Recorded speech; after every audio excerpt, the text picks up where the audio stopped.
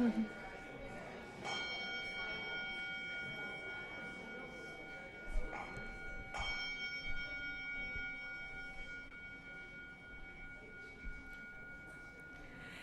morning and welcome to our Sunday worship service. I'm Leanne Parker. I am a lay pastoral minister, but my job is particularly focused on animal-related joys and sorrows, thus my snazzy stole. And I'm excited to serve as the celebrant for the Blessing of the Animals service. I'd like to extend a special welcome to all those who are joining us for the first time. We are very glad that you are here. If you've come in person, you should have received a welcome packet with an information card in it.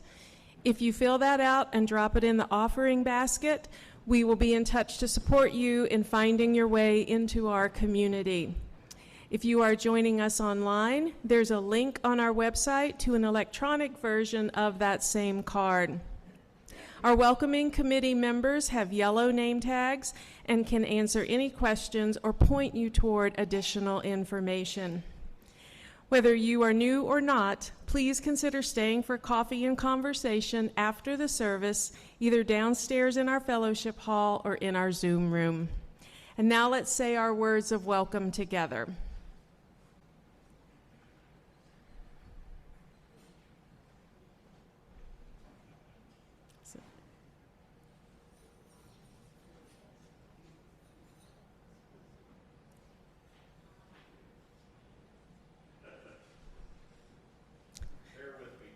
One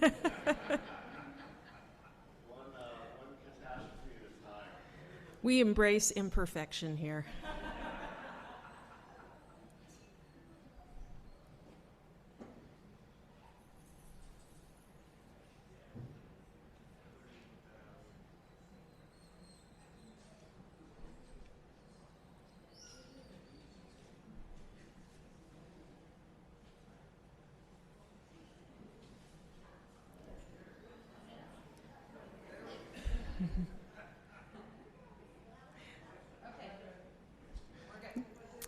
Whether this is your first or your 1,000th Sunday with us, and whether you strolled, rolled, zoomed, ran, or danced in, we are glad you chose to join us.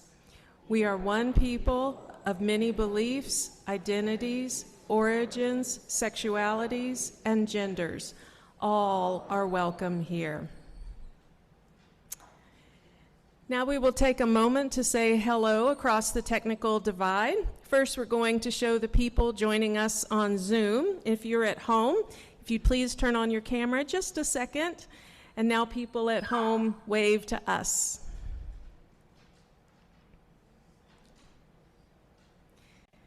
Now people who are attending the service in our building, it's your turn to wave.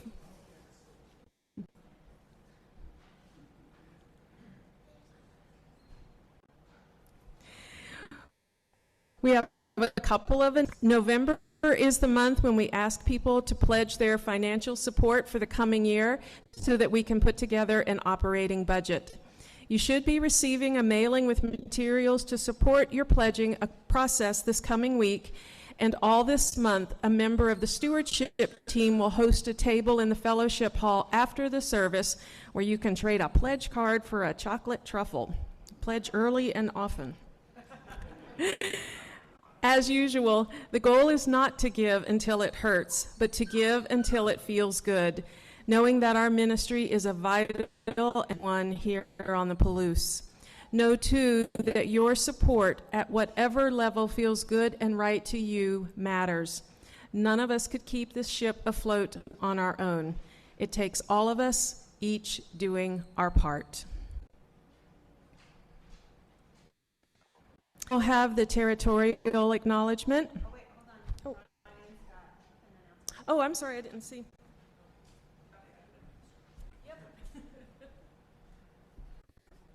Hi, good morning, everybody. For those of you who haven't met me yet, my name is Ryan Urey.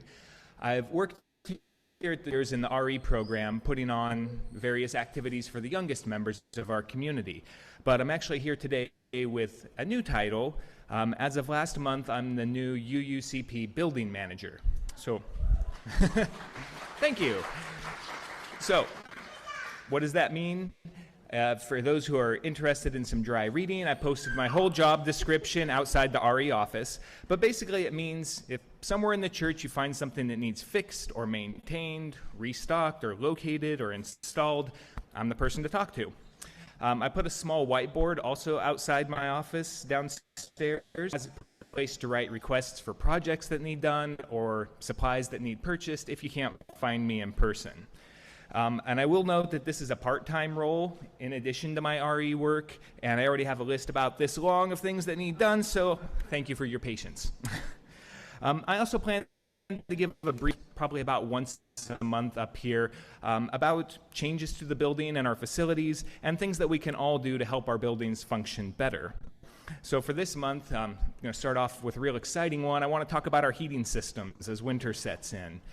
So you may not know, the old building are on two completely separate systems. This building runs on these programmed thermostats. Normally you shouldn't have to touch those at all. Now in the new edition, we have those individual units in each room that run on remote controls. Now if you're using the room, feel free to turn them on and off, turn them up and down. The one thing I would like to ask you not to do is to touch the mode button. They're on every floor, they're all wired together. So if you have one unit on the second floor set to cool and the rest set to heat, none of them will do anything. They all have to be the same. So if you touch that button, you're basically knocking out the heating system. So just, if you remember one thing from me talking here today, it's please don't touch the mode button on the remotes in the new edition. And I'll see you next month. Thank you.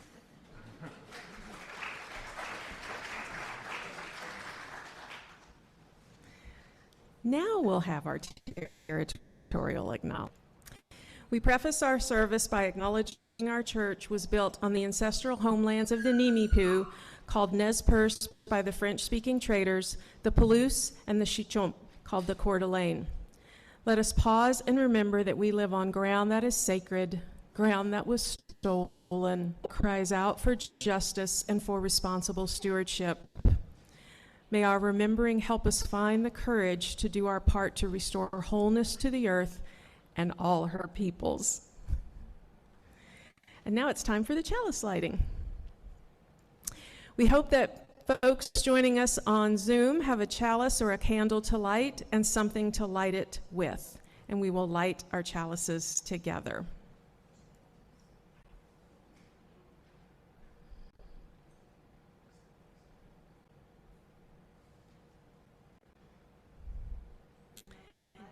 In the light of truth and the warmth of love, we gather to seek and seek to share.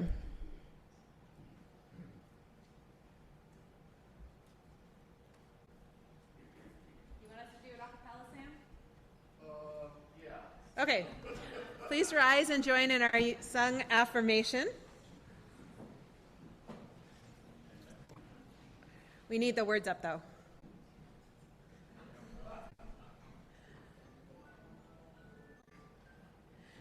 From all that dwell below the skies, let songs of hope and love arise. Let beauty, truth, and good be sung in every land by every tongue. Please be seated. So we are celebrating the web of all life. In particular, we're lifting up our companion animals as members of this beloved community. I'm grateful, I don't know this, but we have two certified animal chaplains joining us today, Leanne Parker here in the sanctuary and Scott Campbell online. As Unitarian Universalists, we affirm the sacredness of all living beings. We believe that humans are not in charge of the earth, but an interdependent web. We're connected to each other cross-culture and cross-species. The light of love, the spark of divinity that is at the heart of this community and in the heart of every person lies also in each and every animal heart. You're okay, but today we acknowledge that spark and offer a blessing. In the novel Gilead, Marilyn Robinson puts these words in the voice of a minister who is reflecting on his own life in a letter to his young son, and is speaking about a time when he and a bunch of his friends blessed a litter of kittens. I still remember how those warm little brows felt under the palm of my hand. Everyone has petted a cat, but to touch one like that with the pure intention of blessing it is a very different thing. It stays in the mind. For years, we would wonder what, from a cosmic viewpoint, we had done to them. It seems to me to be a real question. There is a reality in blessing. It doesn't enhance sacredness, but it acknowledges it. And there is a power in that. I've felt it pass through me, so to speak. The sensation is one of really knowing a creature, feeling its mysterious life and your own mysterious life at the same time. So today, we welcome our pets into this space and we bless them and we reflect on the mysteries at the heart of life. So come, let us worship together. To stand again in body or in spirit, we're going to sing Come, Come, Whoever You Are, but please note we changed the words.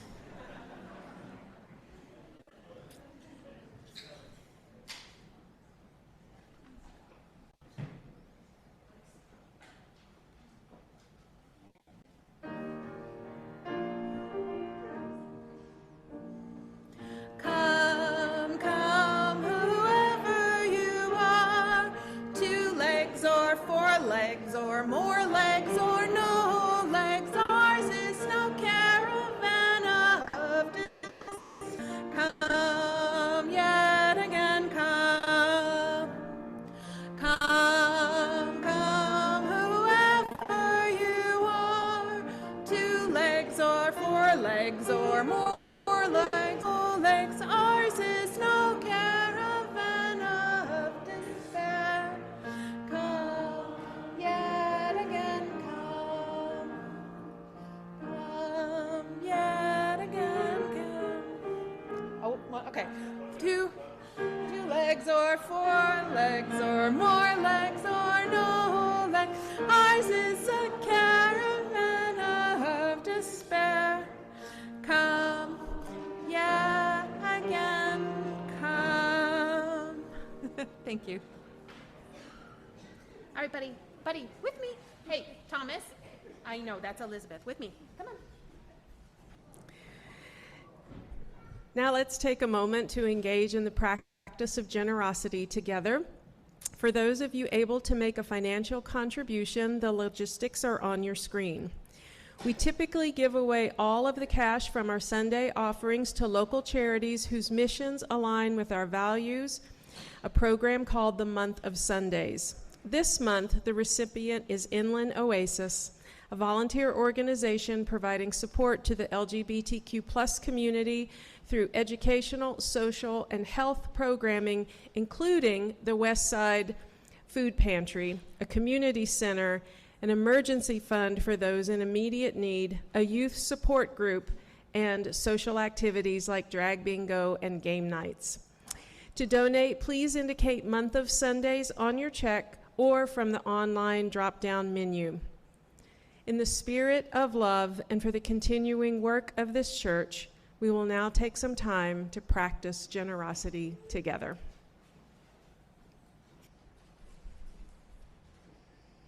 So we're going to skip joys and sorrows today to keep the service a little shorter for all of the good boys and good girls who are with us today.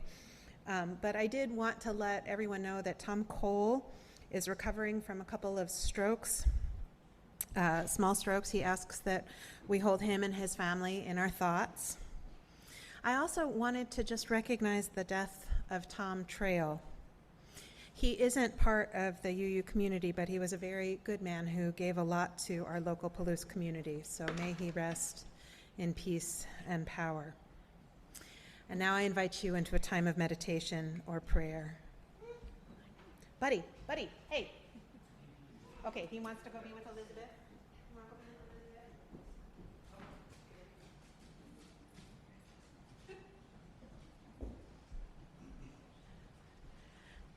They do have their ways of letting us know.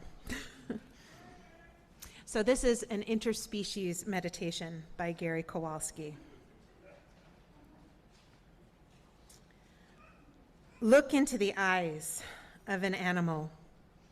Do this for real if you can. If not, bring to mind a past encounter and hold it in your imagination, or look at the photographs on the screen.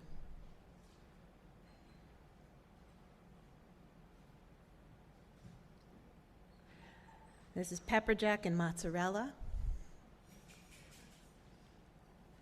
And this is Oliver. As you look into those eyes, reflect that this being is a never-to-be-duplicated expression of the universe. Pay attention to what you see, the years of living present within those eyes, and the vitality that shines through their color and transparency.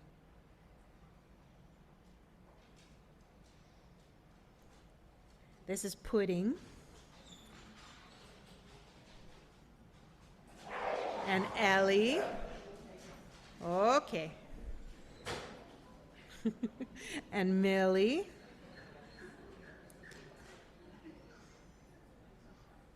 Contemplate their shape. Notice the angles and curves of individuality that make the face of this creature a unique work of art, crafted by time and desire. And as you look into this being's eyes, pay attention also to what you cannot see, the inwardness, the selfhood, the I that is as singular as its outward expression. Mariah Jennings, Roxy, and Annie, and Tashi. What you look upon is a living spirit. Greet and respect it. Appreciate it for what it is.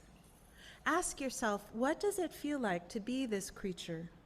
What does the world look like through its eyes? Lash and Jerry, Luke and Leia and Obi, River and Cloud. Become aware of the great antiquity within those eyes, the millennia of evolution they hold within their gaze. Sense a solitude you can never fully enter into or understand. Here's Honey Seaver and Ace Metzler. And there's Thomas. Alfonso Jennings. Be aware that this is a being who has known hardships and hurts you can never imagine.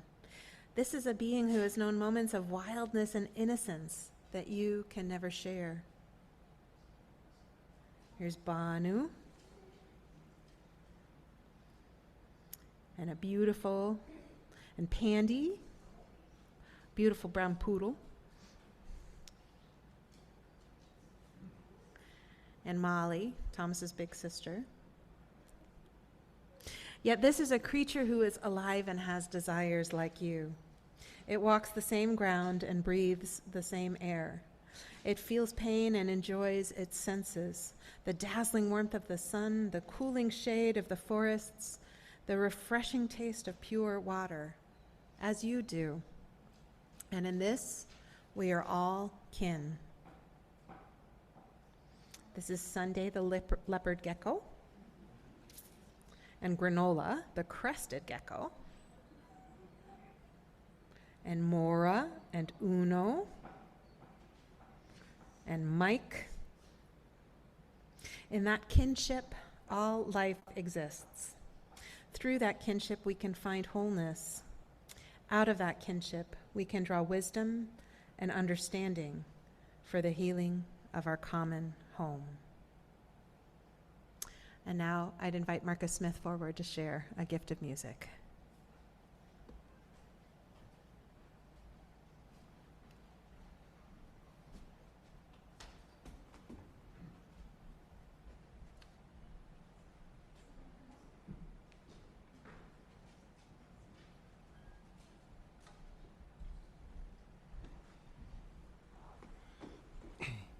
All right.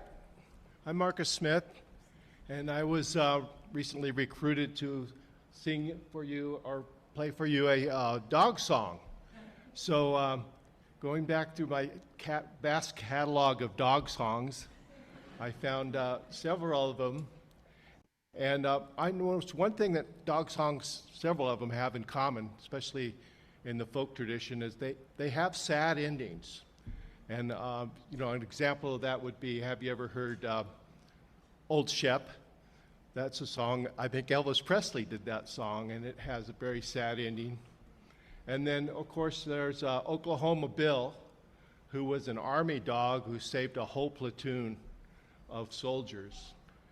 And that one sort of has a sad ending, too. So, well, this one has a sad ending, but in the folk tradition, I have changed the words, because you're allowed to do that, just so that there's a little bit of sunshine at the end. This is Old Blue. It's a traditional song.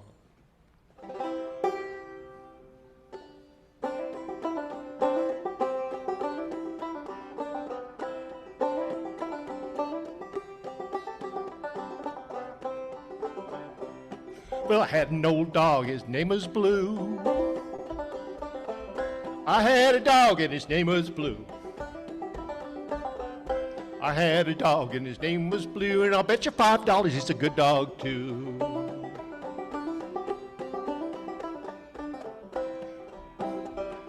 Blue caught a raccoon. Blue caught a raccoon in the chicken pen.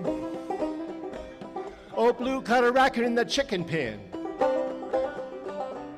Blue caught a raccoon in the chicken pen. I don't think we're going to see that coon again. Come here, Blue. You good dog, you. Come here, Blue. You good dog, you.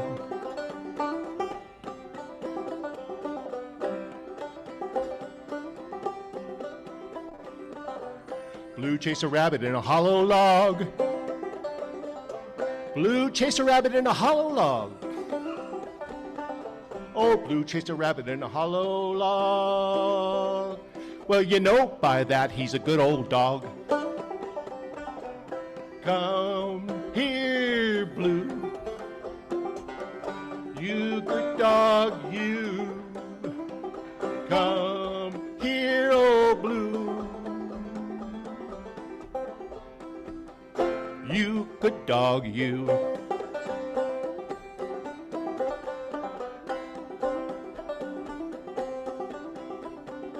You could throw a ball, he'd catch it in the air. Throw a ball, he'd catch it in the air. He'd throw a ball, he'd catch it in the air. And he won first prize at the county fair.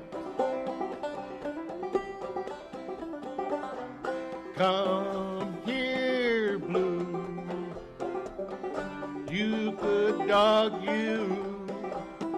Come here, Blue. There we are. You good dog, you.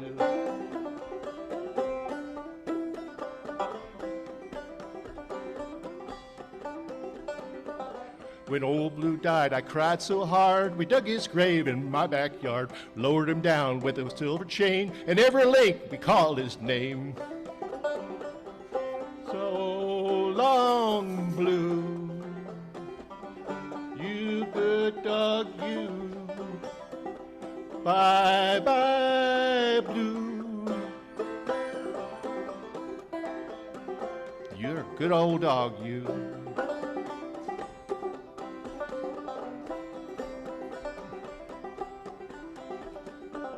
There's one thing sure that I know. There's one thing sure that I know. There's one thing sure I know. Old Blue's gone where the good dogs go.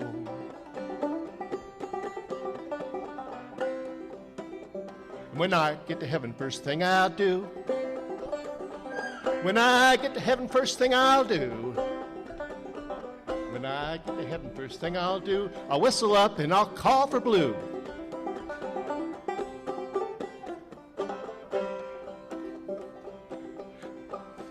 Come here, Blue. You good dog, you. Come here, Blue. You good dog, you.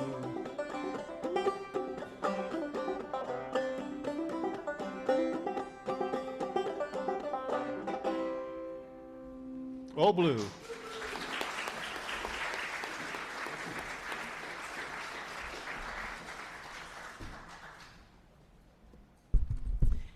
Thanks, Marcus.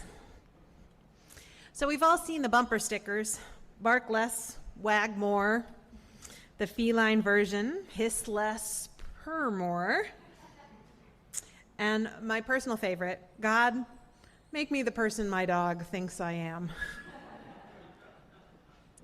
There's a way in which living with and loving our companion animals makes us kinder, more compassionate, and more open to wonder and joy.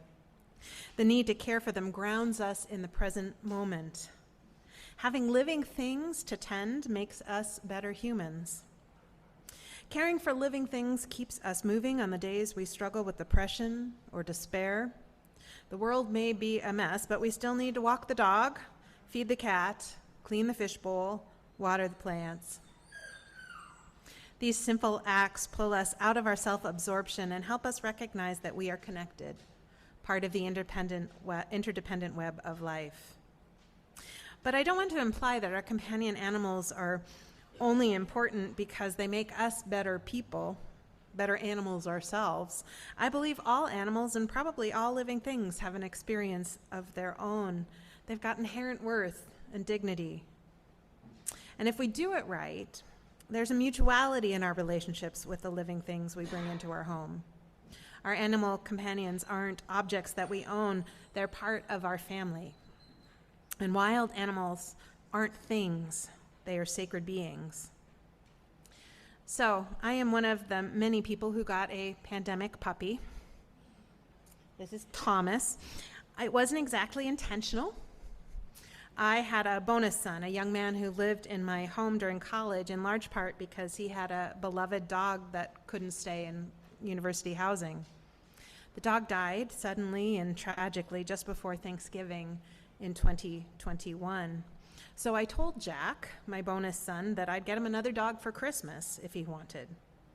He chose a puppy from a rescue in Boise, part black lab, part border collie, and we drove all the way there and back in a snowstorm to pick him up. It took less than 48 hours for Jack to decide he couldn't handle having a puppy. He wanted to drive back to Boise and return the dog, whom we had named Thomas, to the rescue, but I told him that we don't do that if we could take back living creatures, then I would have dropped both of my children back at the hospital in the weeks after they were born.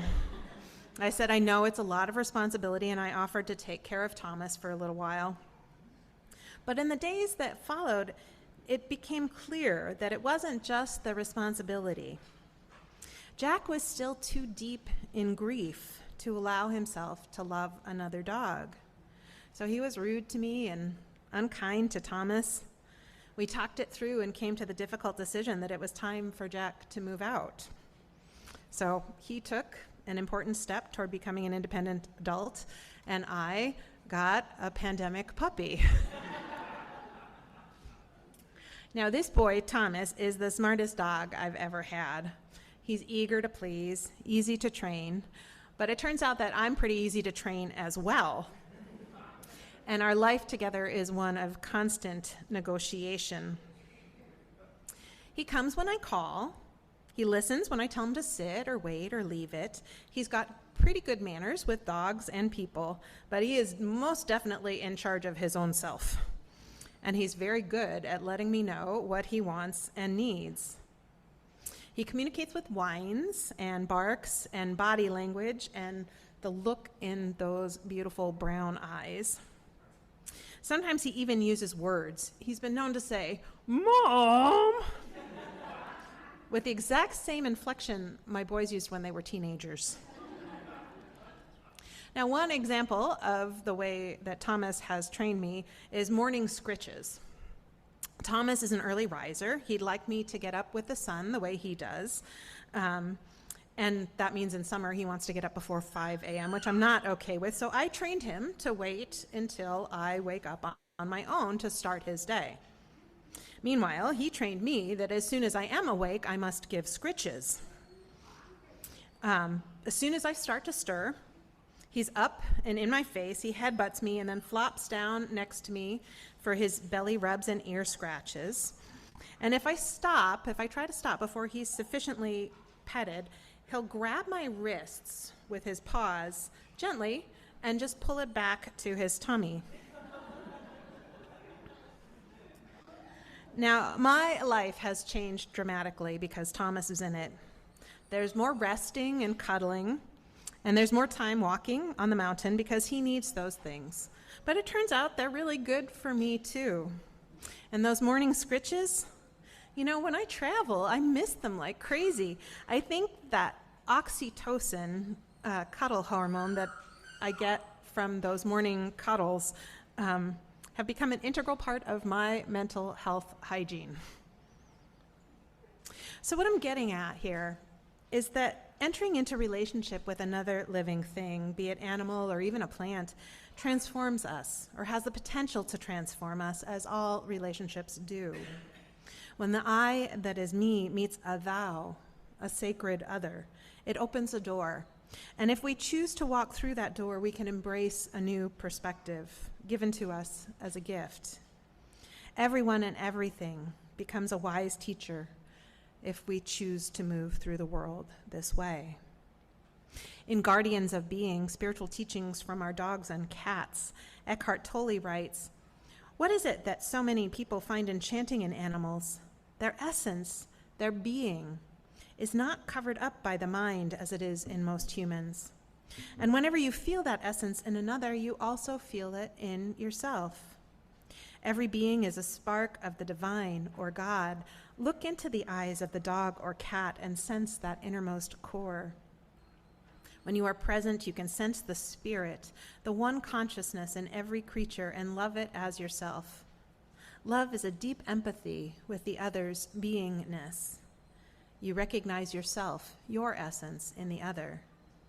You are not separate from the whole. You are one with the sun, the earth, the air, the animals, the plants."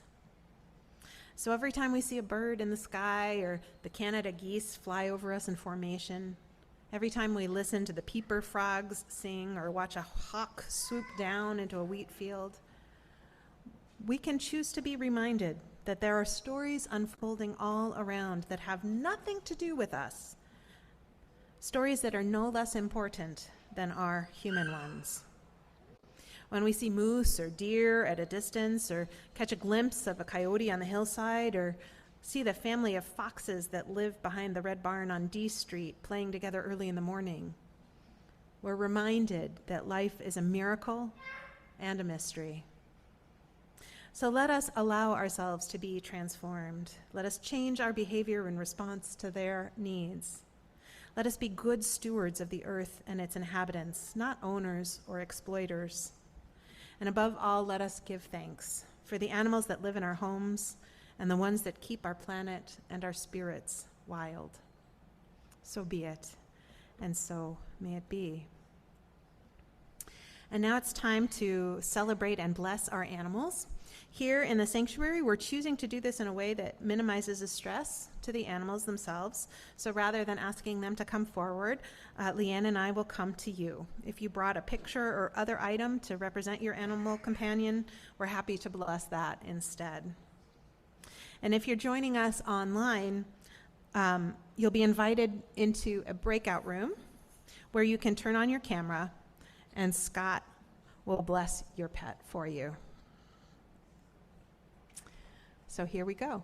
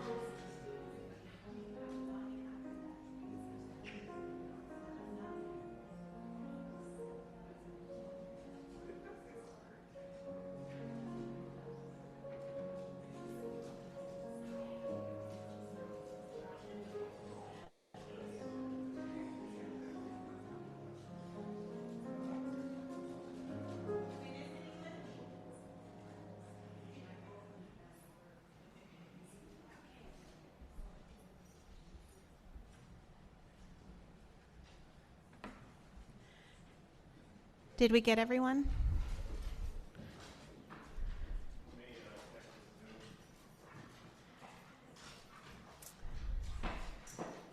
So now that we've blessed the animals who are with us, let's take a moment to bless the ones who couldn't be, the wild animals and the farm animals. Will you say these words of blessing with me?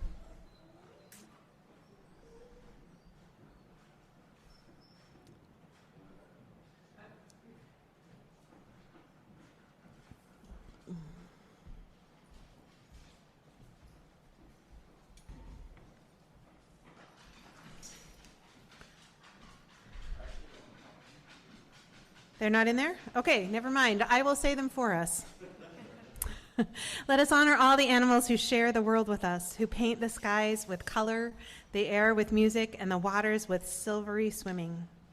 In recognition of their lives, let us pledge to notice them and give thanks for them, and try to live our lives in a way that doesn't damage the environment they need to live. Let us strive to keep their waters clean, their skies clear. Let us give them the meadows and forests they need to live their lives. And let us honor in particular those whose lives are inextricably bound with our own, the farm animals, the chickens, ducks, geese, and other poultry, sheep and goats, horses and cows, alpacas and llamas and donkeys, and all the rest. All over the planet, these animals live with us and among us, grazing the fields of sunlight made into grass, sharing with us as we strive to be good caretakers of them. We honor and give thanks for them. So let us do what we can to ensure that they are treated with kindness, respect, and dignity as the holy creatures they are. Let us never take the gift of their lives for granted. And now we're going to sing together, All God's Critters. Marcus, you want to come up? I'm going to try and do this too. Here, you want to hold Thomas for me?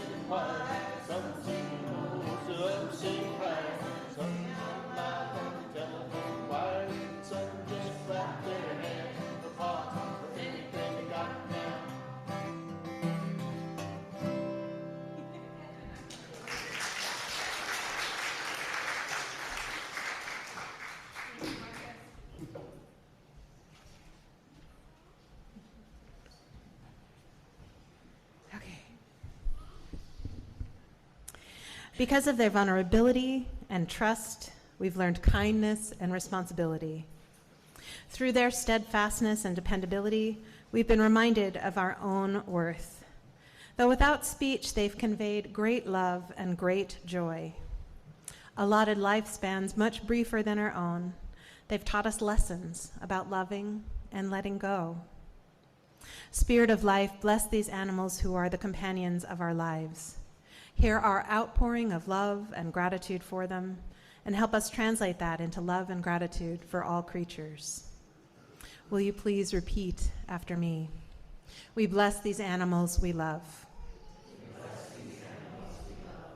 We pledge to care for them tenderly and faithfully. And to remember that we are not alone on this earth. I invite you to rise in body or spirit for our sung benediction, There is a Love.